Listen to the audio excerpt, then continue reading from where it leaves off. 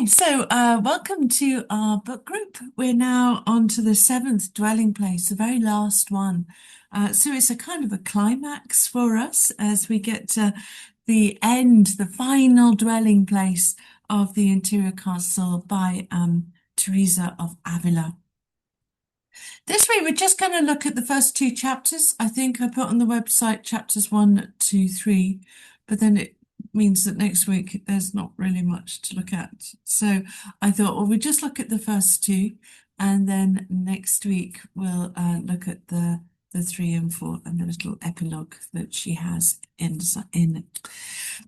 So of course, I have to this week have a think about mystical union or unio mystica, and to give you a little bit of a background into what Teresa is talking about and how she is expressing it, because it has quite a strong tradition within the Christian faith, but also really in Christian spiritual writing. So I'm going to give you a bit of a background for that this evening, but it must be said that, a bit like Visions last week, that, I could actually spend a whole lecture series just on Unio Mystica, because it is so enormously interesting.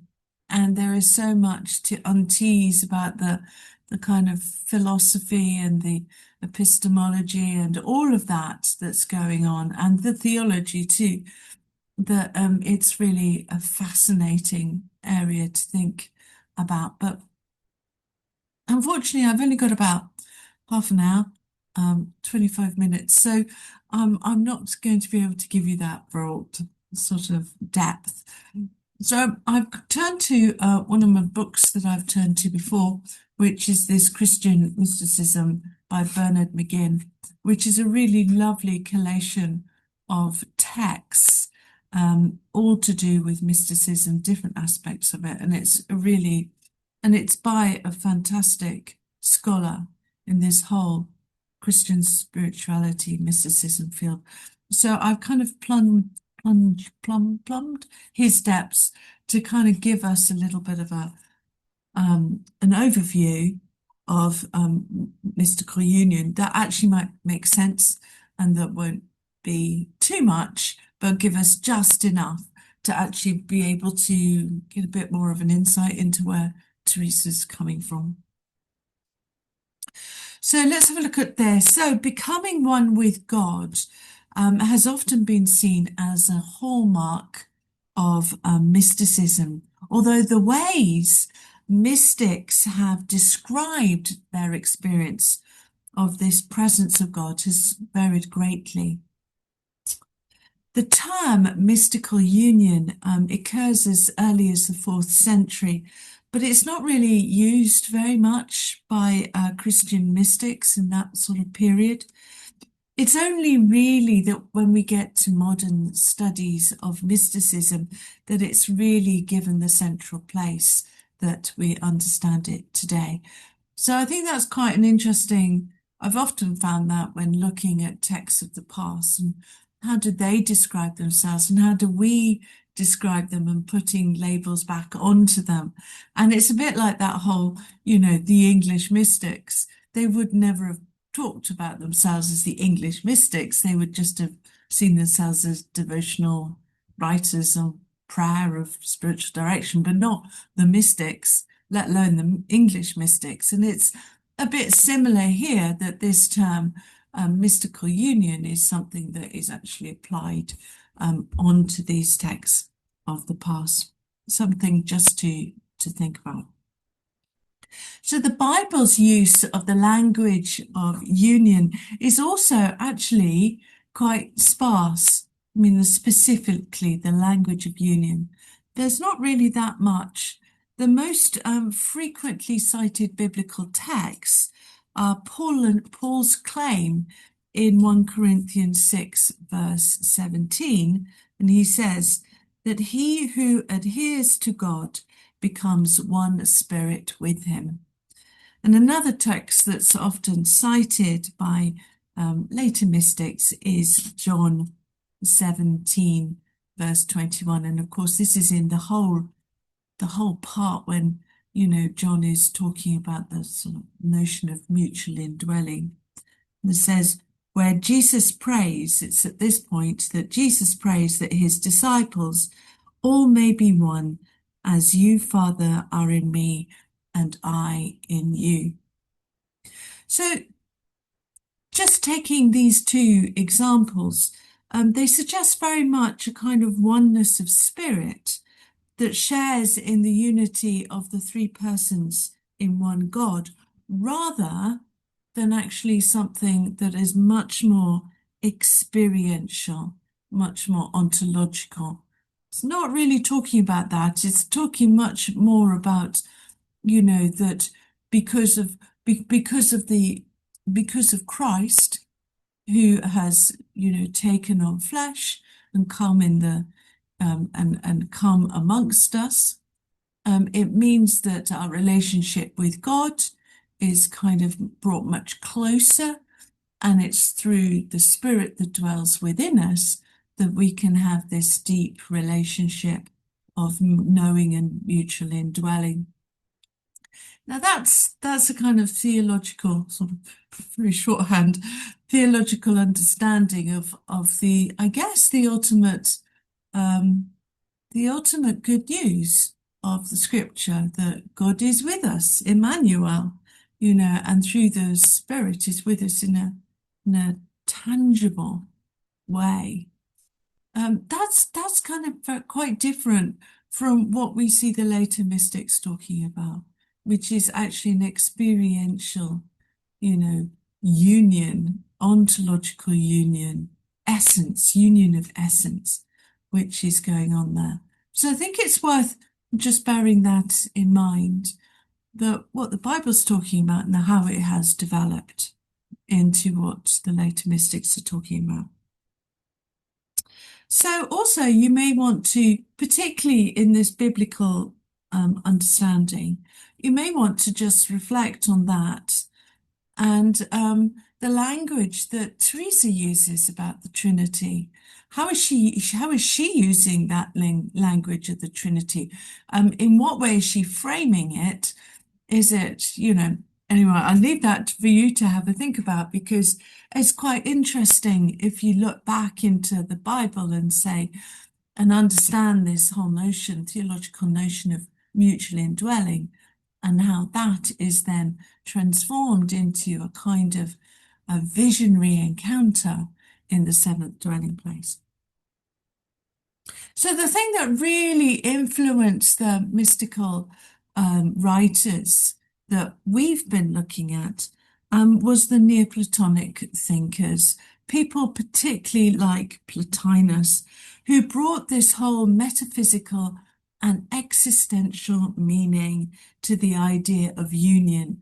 Now, for Plotinus, that had been union of the one, and his philosophy was very much that, we are emanations of the one, but in our emanations we are distanced, more and more distanced from the one, in whom we have all fulfillment and all meaning and all purpose in the one eternal.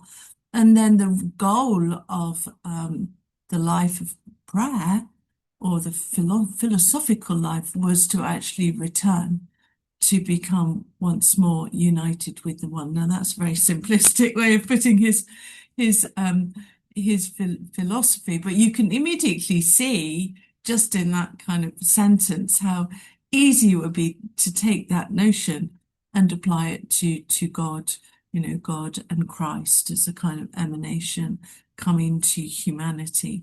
And then the journey back to God is one of prayer and purification and illumination and all that. And so it really, really did influence how people understood, the life of prayer, the contemplative life of prayer, and also this notion of union with the one, with God. So some Christian mystics like Macarius, he sort of picked this up and understood being united to God, or mystical union or mystical fellowship, in a very essential way. There are other Eastern Christian texts that speak more clearly of a union that involves one of identity or merging. So Evagrius used an analogy that kept occurring or keeps occurring in mystical literature, which speaks of the eventual union of the fallen minds with God, and so heading back up. And he said, this is a quote from him, when minds flow back into him like torrents into the sea, he changes them all completely into his own nature, colour, and taste. And as in the fusion of rivers with the sea, no addition in its nature or variation in its colour or taste is to be found. So also in the fusion of minds with the Father, no duality of natures or quaternity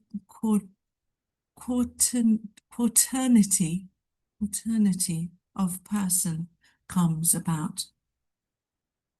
It's quite interesting. I stumble over that word quaternity because basically that's what it's saying is that, it's not like, you've got the Trinity and then the human person or being or identity goes into that as a fourth quaternity, but actually is merged into the three. So what an interesting statement to make. And as you can see, that's very much about a union, a fusion of identity and of essential being.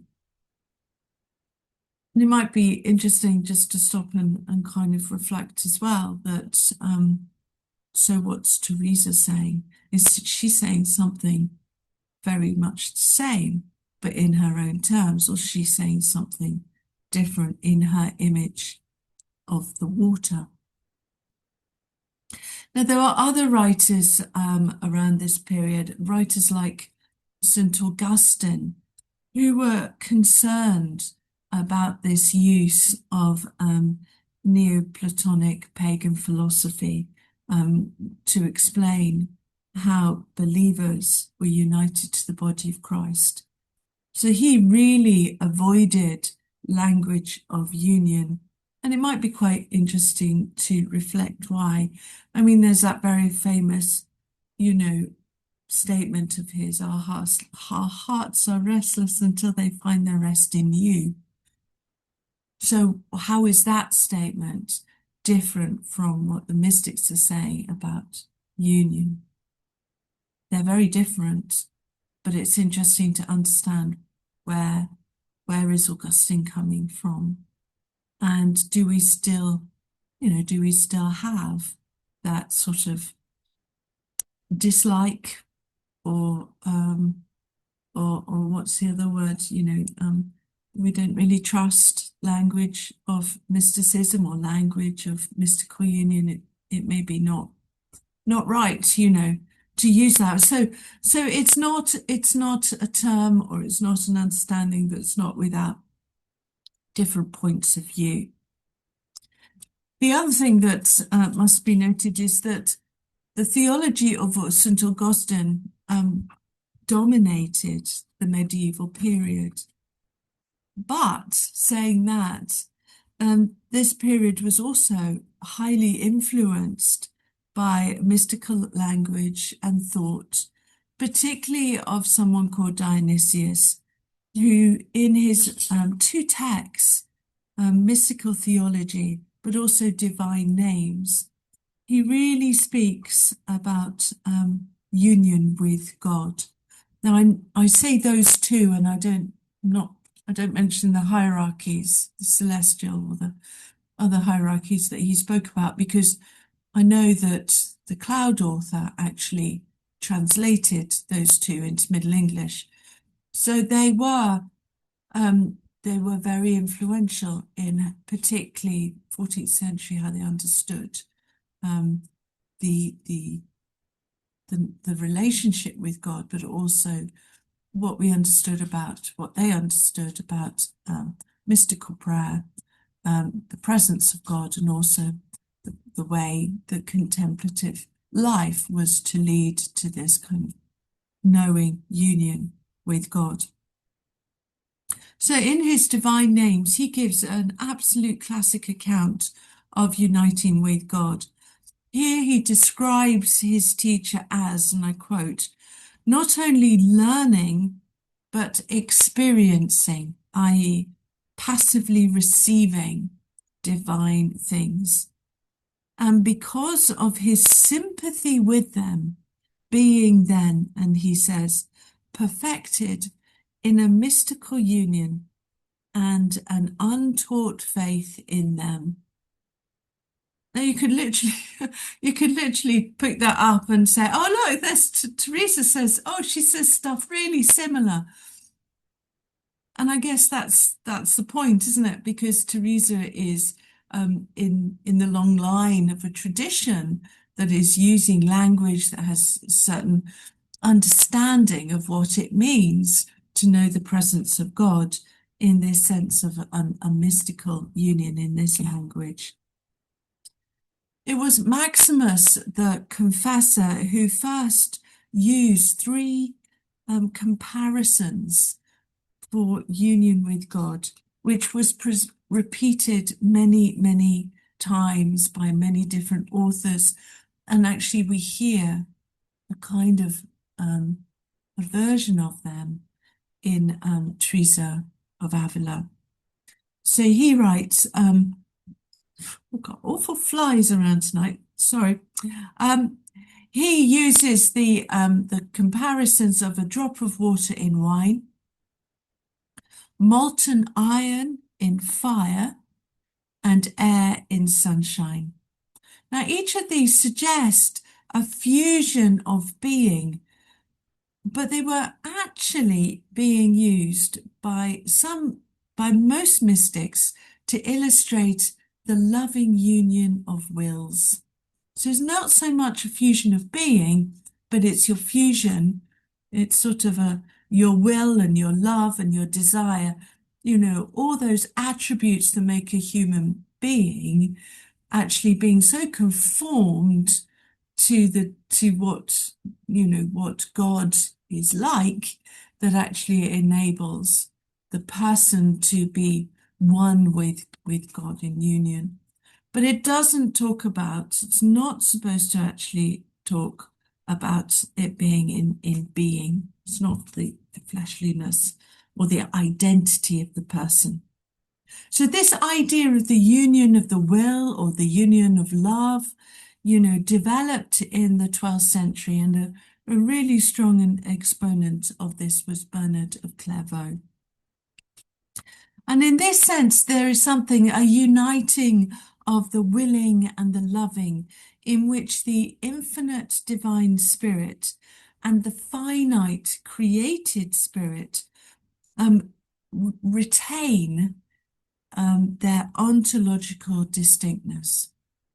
So this is kind of quite important, theologically thinking, because otherwise, if we said we just kind of, our being became fused with God, then in a sense, we would become God. And that seems to be, we don't become God. The God is God, but somehow we can know God, we can be one with God through our will and through the attributes of will and love, but not in our earthliness, not in our identity. That is quite separate and distinct.